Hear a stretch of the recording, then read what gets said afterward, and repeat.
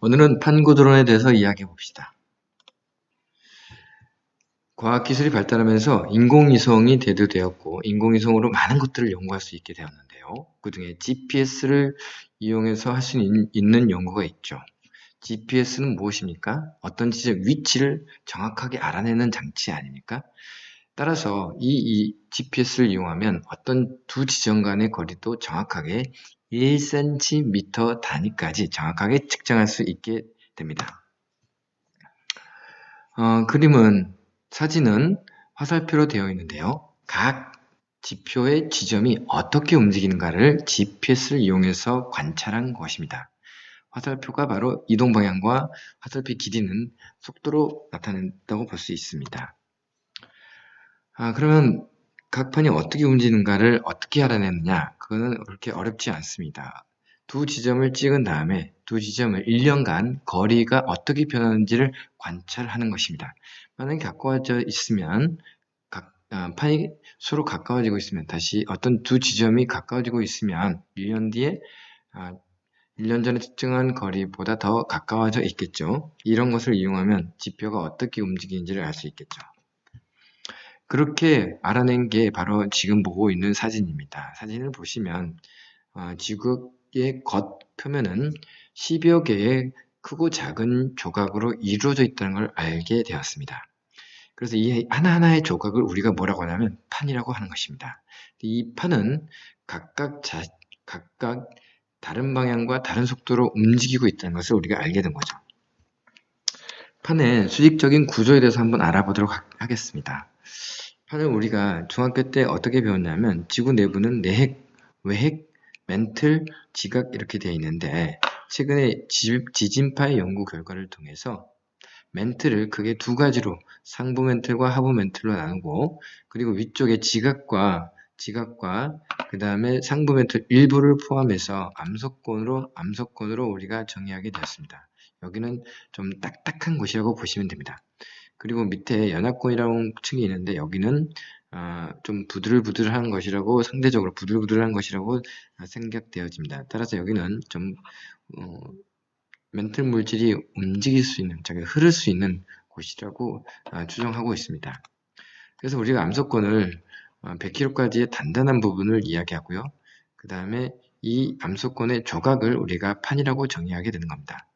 연합권은 100에서 400kg 정도 되며 부분 용융 상태에 있다고 생각하며 유동성이 있어서 이 연합권이 움직이면서 위에 있는 암석권도 같이 움직인다고 생각하고 있습니다. 판은 크게 두 가지로 나눌 수가 있는데요. 대륙판과 해양판입니다. 왠지 아시겠죠? 바로 지각이 두 종류이기 때문입니다. 대륙지각과 해양지각으로 나누기 때문에 판도 두 종류로 나눌 수가 있게 되는 겁니다. 밀도를 잠깐 비교해보면 해양판이 대륙판보다 더 큽니다. 따라서 해양판과 대륙판이 만나면 해양판이 대륙판 밑으로 들어가는 현상이 벌어지게 됩니다.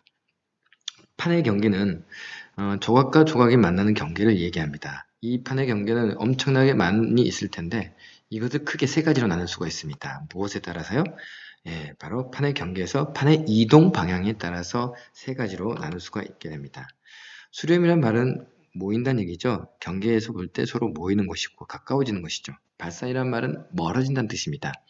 경계를 중심으로 서로 멀어지는 거죠. 보존이라는 것은 가까워지지도 않고 멀어지지도 않은, 즉 다시 말해서 엇갈려 가기만 하는 그런 경계를 우리가 말합니다. 자, 판의 발산 경계는 크게 두 가지로 또 나눌 수가 있는데요. 해양판끼리 멀어지는 경우가 있고 대륙판끼리 멀어지는 경계가 있습니다. 해양판끼리 멀어지는 경계를 보시면 아래쪽에서 뜨거운 게 올라오고 그게 옆으로 퍼지는 형태가 됩니다. 뜨거운 게 올라오다 보니까 전반적으로 볼록 솟아오르는 형태를 띠게 되는데 이게 바로 옆에서 볼 때는 산맥으로 보이는 것입니다. 이게 바로 해령인 거죠. 해령의 특징을 보면은 가운데가 쑥 들어가 있죠. 이렇게 V자처럼 되어 있는 것을 우리가 열곡이라고 합니다. 열곡이 발달한다고 볼 수가 있겠죠. 이 열곡에서는 어떤 특징이 또 나타나냐면 밑에서 마그마가 뚫고 올라오기 때문에 틈이 벌어지겠죠. 틈 사이로 마그마가 올라올 것입니다. 그러다 보니까 이 틈 사이로 또한 물이 들어가게 되는데 이 물이 이 마그마에 의해서 뜨거워지게 되겠죠. 그래서 이런 식으로 뜨거운 물이 올라오게 되는데 이것을 우리가 열수라고 합니다. 이 열수가 해령에서는 잘 발달되어 있습니다. 이건 실제로 찍은 사진입니다. 그리고 또한 해령에서 멀어질수록 나이가 많아지겠죠. 왜냐하면 여기서 생겨서 양옆으로 벌어지니까요.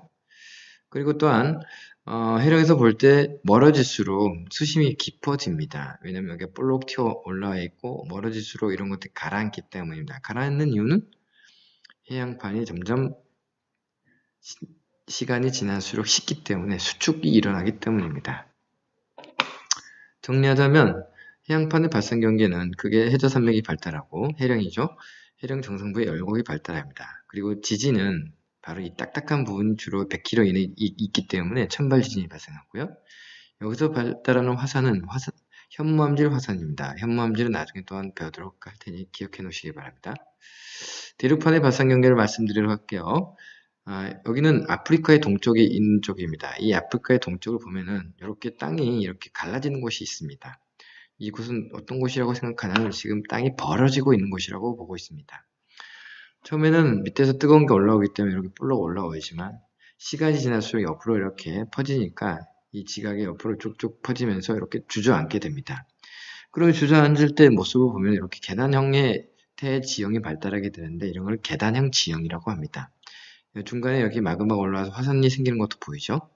이게 좀 더 발달하게 되면 나중에 여기 더 얕아져서 바닷물이 들어오게 되면 여기 바로 그러니까 바다가 되게 됩니다. 여기 초기의 대서양이 이런 모습이었을 거라고 생각합니다. 지금 현재 발달하고 있는 초기 바다의 모습이 바로 또 있는데요. 바로 레드씨, 홍해가 바로 그런 지역에 속합니다. 홍해를 옆에서 보면은 이렇게 계단형 모양의 지형이 실제로 발달해 있는 곳입니다. 자, 정리하자면 발산형 경계는 대륙에서 발산형 경계는 넓고 긴 골짜기 열곡대가 발달합니다. 그리고 계단 모양의 지형이 발달하고요. 지진이 역시 천발 지진이 주로 발생합니다. 그리고 화산은 현무암질 화산이 발달하게 됩니다. 다음에 판해 수령 경계에 대해서 설명을 해볼 텐데요. 판해 수령 경계는 크게 또 세 가지로 나눠집니다. 해양판끼리 만났을 때, 해양판과 대륙판이 만났을 때, 대륙판과 대륙판이 만났을 때 모양이 조금씩 다릅니다. 이 세 가지 형태이고요. 자, 하나씩 보겠습니다. 해양판과 대륙판이 만나면 어떤 일이 벌어질까요? 두 판이 만나면 먼저 여기 판이 만나는 인접지역에서 이렇게 쑥 들어갑니다. 보이시나요? 이게 바로 해구가 되겠습니다. 이게 깊은 바다가 되어서 골짜기 형태로 발달하겠죠. 그리고 이 해양판이 쭉 들어가죠. 이게 딱딱하다 그랬죠. 이 딱딱한 게 들어가면서 여기서 깨지면서 지진이 발생하게 됩니다. 그러면 100km가 넘는 쪽에서도 이 해양판이 있기 때문에 100km가 넘는 지역에서도 지진이 발생하게 되는데 100km가 넘는 지진을 우리가 보통 신발 지진이라고 합니다. 깊은 심자를 쓰죠. 그리고 재밌는 것은 이 해양판이 들어갈 때 해양판이 녹지 않습니다. 녹지 않고 그 대신에 해양판 바로 위쪽에 맨틀이 녹는 게 보이시나요? 이 맨틀이 녹으면서 마그마가 생기고 이 마그마가 올라가가지고 이 대륙 지각을 뚫고 올라와서 화산이 만들어집니다. 이런 걸 우리가 대륙에 생긴 화산이라고 해서 대륙 화산호라고 합니다.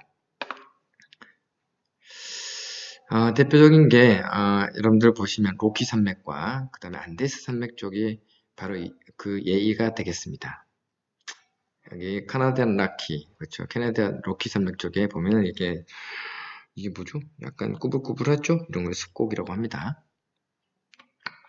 여기는 어딘지 아시겠죠? 안데스 산맥 쪽입니다. 안데스 산맥 쪽이 이게 빨간 이 주황색이죠. 주황색 뾰족뾰족한 게 화산입니다. 실제 지금 활동하고 있는 화산이고 화산이 많이 발달해 있다는 걸 알 수가 있죠. 이게 호 모양이라서 우리가 대륙이 발달하는 대륙 화산호라고 합니다.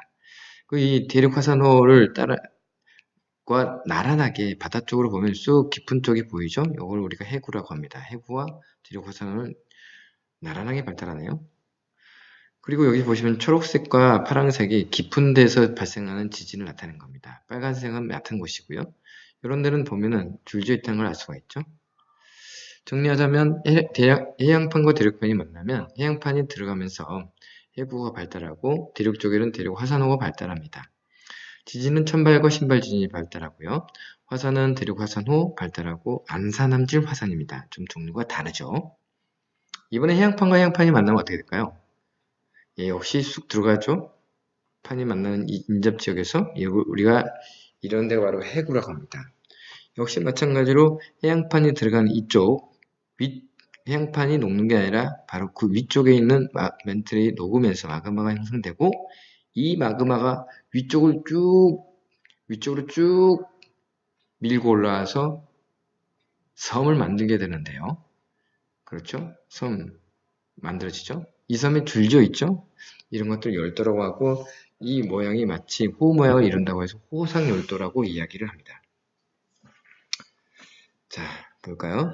자, 그러면 질문 하나 할게요. 해양판과 둘 다 해양판인데 왜 어느 해양판이 섭입할까요? 섭입한다는 이야기는 들어간다는 얘기죠. 둘 중에 밀도가 더 큰 판이 들어가게 됩니다.